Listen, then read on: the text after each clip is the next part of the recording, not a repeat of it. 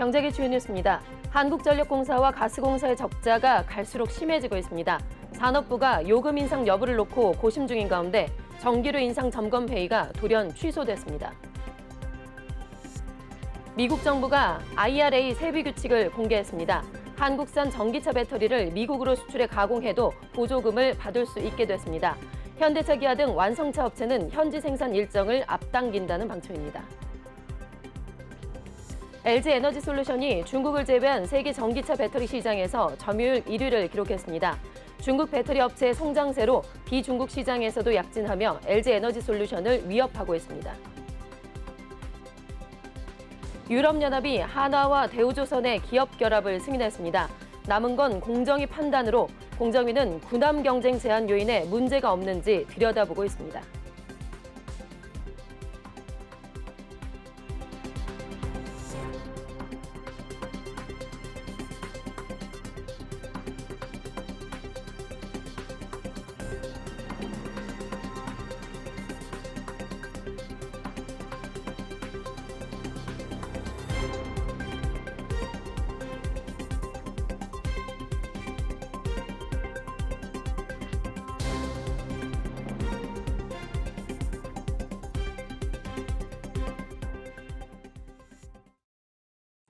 시청자 여러분 안녕하십니까? 4월 3일 뉴스프라임 시작하겠습니다. 자, 첫 코너는 프라임 이슈죠. 경제계 주요 이슈들 기자와 함께 정리해보고 분석해보겠습니다. 오다힌 기자 나와 있습니다. 어서 오세요. 네, 안녕하세요. 네. 자, 지난해에도 우리가 우리 방송에서 이 이야기를 좀 했었는데 한국전력의 적자 문제, 올해는 더 심해지고 있다라는 소식입니다. 한국전력과 한국가스공사의 적자가 갈수록 심해지고 있는데 이제는 한계까지 다다랐다라고 하는데 먼저 한전의 상황부터 살펴볼까요? 네, 한전의 적자 문제 사실 어제 오늘 일이 아니죠. 한전은 2021년 5조 8천억 원, 2022년 32조 6천억 원의 유례없는 대규모 적자를 낸 데 이어서 올해 1분기에도 5조 3천억 원의 적자를 낸 것으로 추산됩니다. 한전은 올 1월 기준으로 전기를 1kW시당 164.2원에 사서 147원에 팔았는데요. 운영비를 뺀 원가만으로도 약 12% 정도 미치는 상황입니다. 이마저도 산업부가 1년 한시로 도입한 전력 도매 가격 상한제를 통해서 민간 발전사의 이익을 제한한 결과입니다. 한전은 그동안 채권 발행을 통해서 적자를 버티고 있는데 이마저도 한계에 이르렀다라는 평가가 나오고 있습니다. 채권 누적 발행 규모가 74조 6천억 원인데요. 올해 5조 원 이상의 추가 적자가 발생하면 내년에 다시 채권 한도가 막힐 수 있습니다. 이를 두고 한전은 앞으로 채권 발행에 차질을 빚는다면 한전이 재무위기 상황이 되는 것은 물론이고 전력산업 생태계 전반으로 위기가 확산할 수 있다고 전했습니다. 전기요금이 인상이 지연되면 한전채 발행 규모를 늘릴 수밖에 없어서 한전채 쏠림 현상으로 인한 채권 시장 교란이 발생할 우려도 있습니다. 네, 한전의 상황도 심각한데 가스공사도 만만치가 않습니다. 지금 가스공사의 원가 회수율이 한전보다도 낮은 수준이라고요? 네, 그렇습니다. 이 가스공사 자체 집계에 따르면 작년 말 기준으로 8조 6천억 원까지 쌓인 미소금이 올 연말에는 12조 9천억 원까지 늘어날 것으로 보입니다. 이렇게 되면 미수금에 대한 연간 이자 비용은 약 4,700억 원, 하루당 13억 원에 달할 것으로 예상되는데요. 현재 가스요금을 통한 원가 회수율이 62.4%에 불과하기 때문에 가스공사의 미수금은 계속해서 늘어날 수밖에 없는 상황입니다. 네, 양사 모두 워낙에 심각하다 보니까 이제 해법은 요금 인상만이 있는 것 같은데 이마저도 지금 쉽지가 않은 분위기입니다. 그 점검 회의도 이번에 또 취소가 됐다고요? 네, 정부와 국민의힘이 지난달 31일 2분기 요금 조정안을 논의했는데요. 잠정 보류한 상태고요. 어제였죠. 2일에는 산업부와 한전 가스공사가 모여서 후속 대책을 논의하기 위해서 긴급 상황 점검 회의를 열려고 했는데 1시간 전에 이마저도 갑자기 취소됐습니다.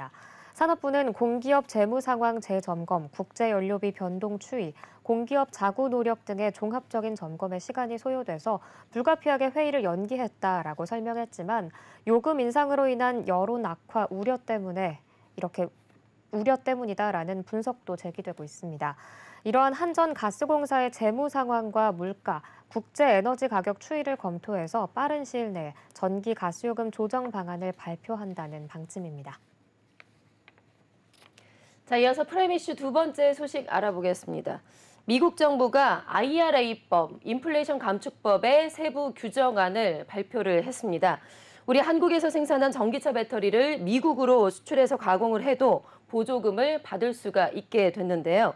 오 기자, 일단은 우리 한국 기업들이 숨을 좀 돌리게 됐죠. 네, 그렇습니다. 오는 18일부터 적용되는 새 지침은 북미산 배터리 부품을 50% 이상 쓰거나 미국과 자유무역 협정을 체결한 국가와 일본에서 가공한 배터리 광물을 40% 이상 사용하면 전기차 한 대에 각각 최대 3,750달러, 총 7,500달러의 세액공제 혜택을 주는 내용입니다.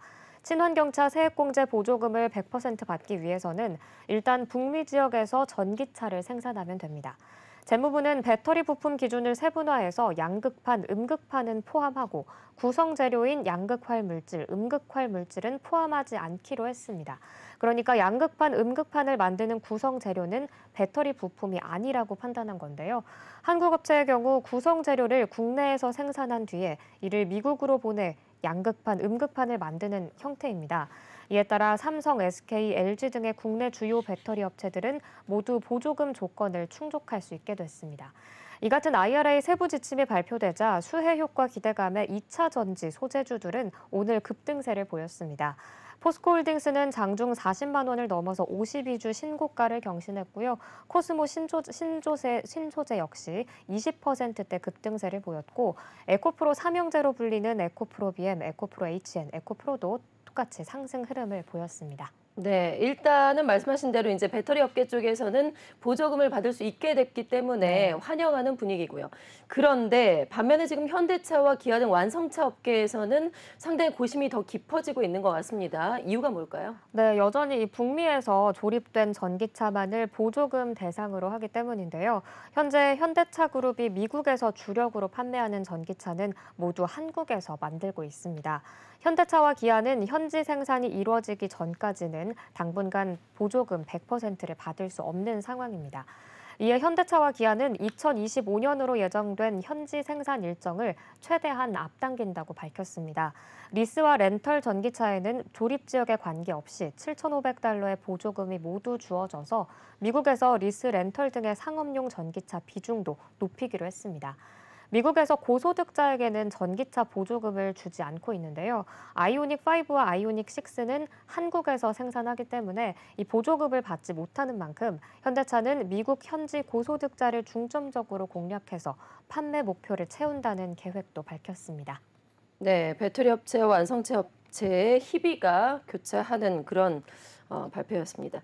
이어서 세 번째 이슈 짚어보죠. LG 에너지 솔루션이 중국을 제외한 세계 전기차 배터리 시장에서 점유율 1위를 차지했다는 조사 결과가 나왔습니다.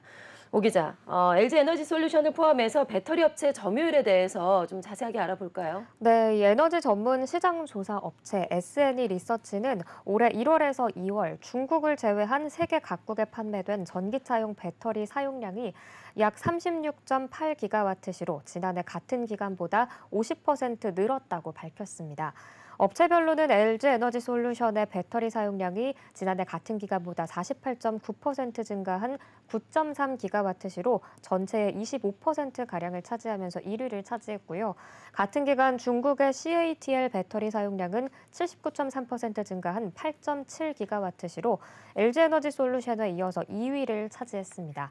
3위인 일본의 파나소닉은 7.8기가와트시를 기록했습니다. 국내 기업 SK온과 또 삼성 SDI는 각각 4위와 5위를 차지했는데요.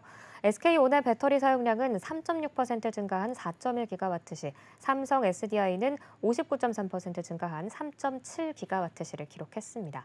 LG에너지솔루션과 SK온, 삼성 SDI 등의 국내 3사의 시장 점유율은 46.6%로 나타났고요. 1년 새 4.7%포인트 하락한 것으로 드러났습니다.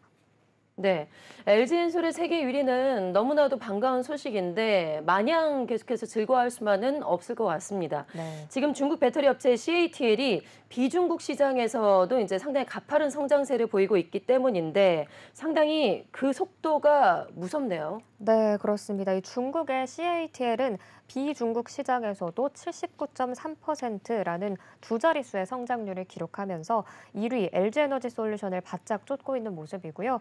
배터리 사용량 상위 10개 기업 중에 가장 성장률이 높았던 기업도 중국 기업입니다. 중국의 BYD는 지난 1월에서 2월 배터리 사용량이 전년 동기 대비 546.9% 늘어난 0.7기가와트시로 7위에 올랐는데요. 이 중국 내수 시장을 공략한 가격 경쟁력의 장점과 상당 부분 갖춰진 품질로 유럽과 아시아 시장에서의 시장 점유율이 빠르게 증가할 것으로 보입니다. 이처럼 CATL을 비롯한 몇몇 중국 업체들이 비중국 시장에서 또한 높은 성장률을 보이면서 중국 내수 시장을 넘어서서 글로벌 시장 점유율을 점차 확대해 나가는 모습입니다. S&E 리서치 관계자는 앞으로 현대 신형 코나 전기차 모델에 CATL 배터리가 탑재될 것으로 알려져서 이 CATL의 비중국 시장 점유율이 더 늘어날 것으로 전망하고 있고요. BYD 역시 중국 내수 시장을 공략한 가격 경쟁력과 상당 부분 갖춰진 품질로 유럽과 아시아 시장에서의 시장 점유율을 빠르게 늘릴 것으로 보인다라고 전망했습니다.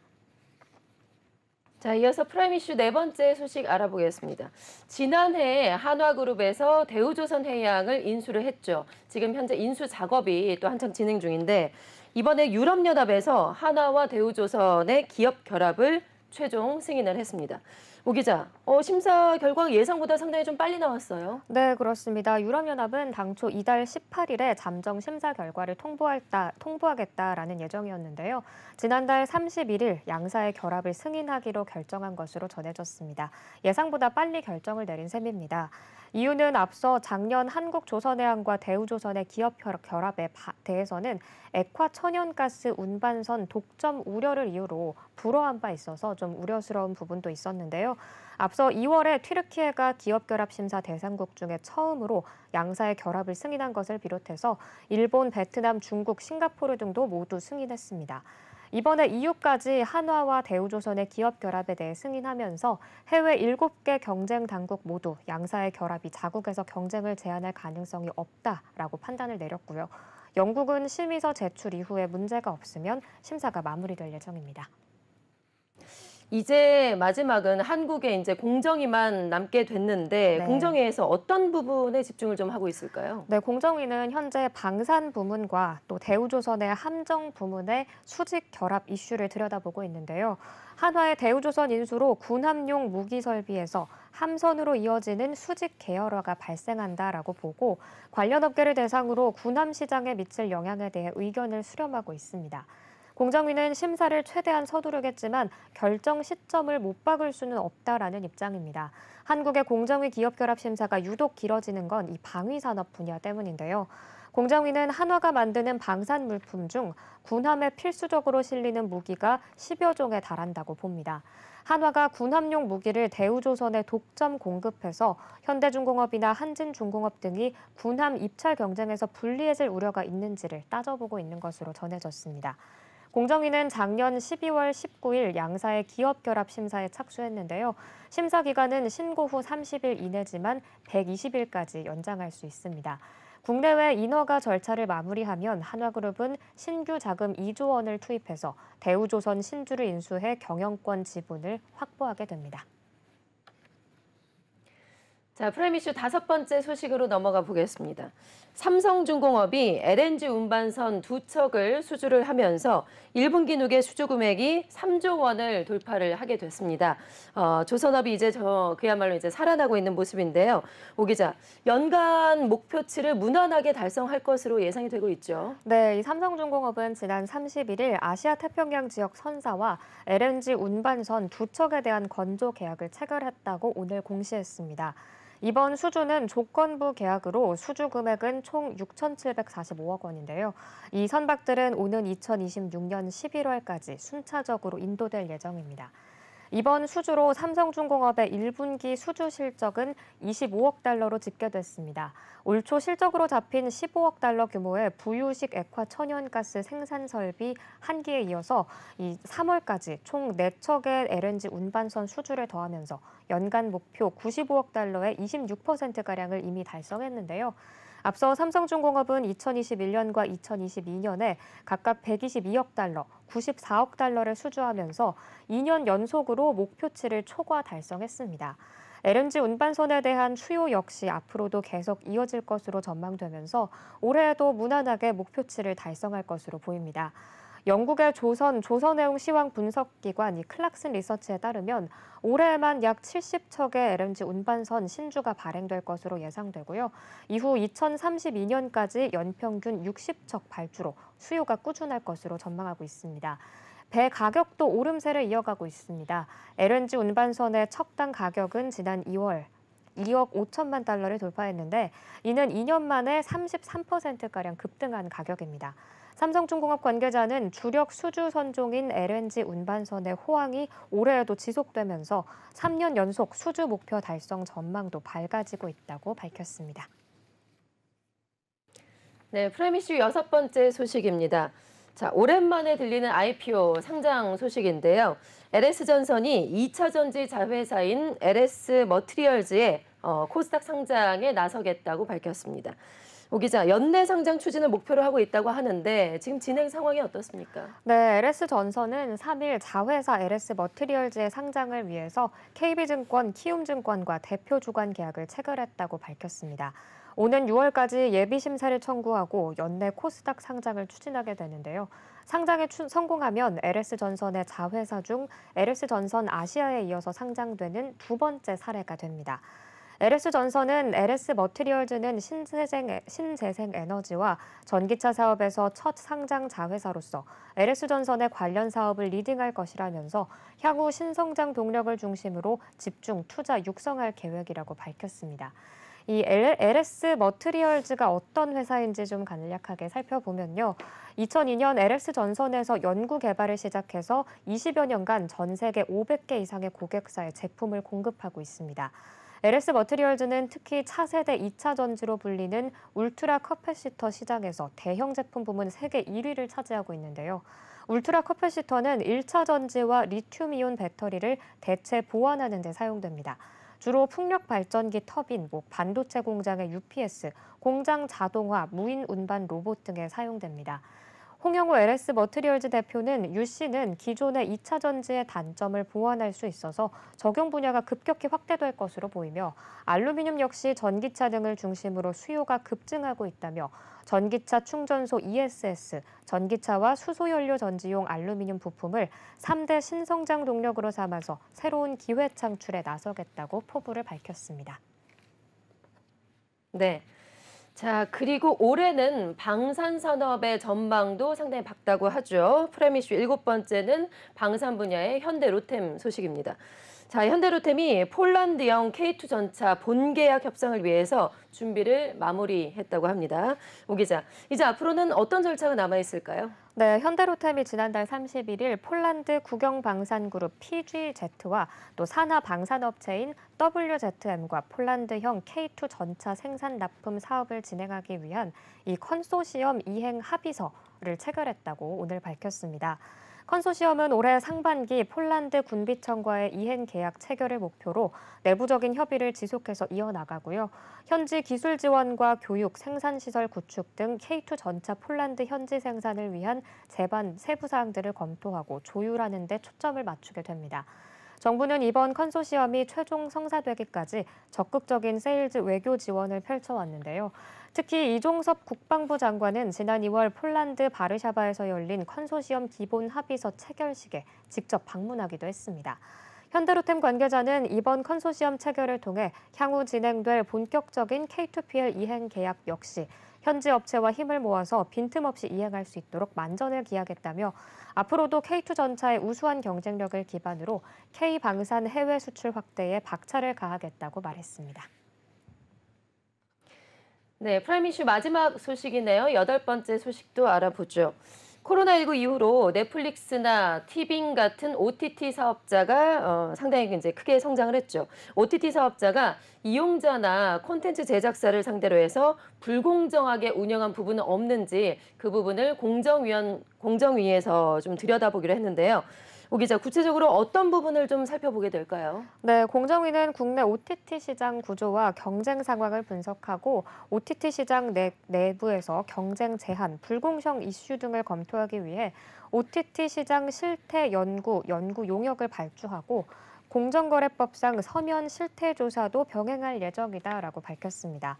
이를 통해서 국내 OTT 산업의 시장 현황, 요금제, 서비스 행태, 그리고 OTT 사업자의 거래 구조, 방식, 경쟁 제한 요소 등을 구체적으로 분석하고 OTT 사업자와 거래 상대방 사이에 불공정 계약 관행이 있는지를 살펴본다는 구성입니다. 이 서면 실태 조사는 OTT 사업자와 거래 상대방 간의 계약 현황, 또 거래 조건 등에 초점을 둘 예정입니다. 공정위 관계자는 이번 실태 조사는 대형 OTT 사업자와 콘텐츠 제작사 간 불공정 거래 여부를 살펴보는데 주안점을 둘 것이라면서 시청자에 불리한 이용 약관을 운영 중인지 등도 구체적으로 살펴볼 계획이라고 말했습니다.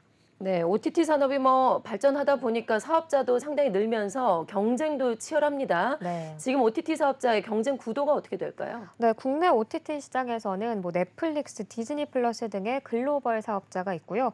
티빙, 웨이브, 왓챠 등의 국내 사업자가 함께 경쟁하고 있습니다. 작년 11월 기준으로 넷플릭스의 월간 활성 이용자 수가 1,091만 명을 기록했고요. 티빙은 430만 명, 웨이브는 419만 명에 이릅니다. 그간 시장 성장과 사업자 간의 인수합병에 이어지는 등 경쟁 상황도 계속 변화하고 있어서 이 OTT 시장에 대한 정확한 이해와 분석이 요구되는 시점입니다. 코로나19 이후에 이용자 수와 매출이 크게 급증해서 국민 여가 생활뿐 아니라 콘텐츠, 방송 등의 연관 산업에도 큰 영향을 미치고 있다라는 게 정부의 판단이고요. 공정위는 OTT 시장 실태 연구 용역을 발주해서 6월부터 10월까지 국내 OTT 시장 경쟁 상황 분석과 또 경쟁 제한, 불공정 이슈 등을 검토하겠다라는 방침입니다. 자, 오늘의 경제계 주요 이슈들 프라임 이슈에서 자세하게 하나하나 짚어봤습니다. 오다힘 기자와 함께했습니다. 고맙습니다. 네, 고맙습니다.